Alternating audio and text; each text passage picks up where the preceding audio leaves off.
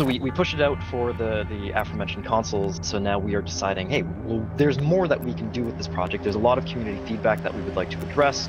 Okay, well, what is the overall intent of this? Is it just to do some quality of life fixes, just bug fixes, get it to the Switch 2, or like, can we turn this into something that's a little bit more meaningful?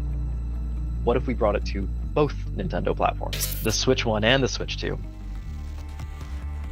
When I was starting on this project, a lot of it was actually integrating the game into Unreal 5, because when we started, we essentially believed that was the only way that we could get the game running on the Switch consoles, because we thought Unreal only supported Unreal 5 when it came to giving all the right stuff for those consoles.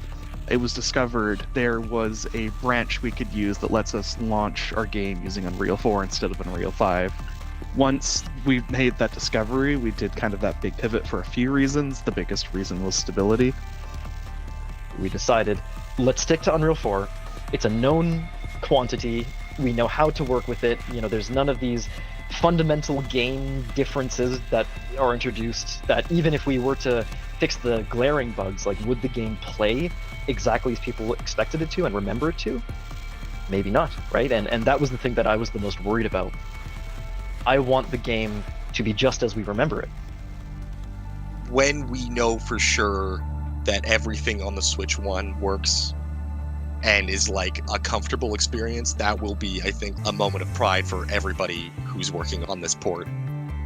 The place that we get to on Switch 1 is undoubtedly going to be the product of blood, sweat, tears, hours to get it to what it could be from what it was.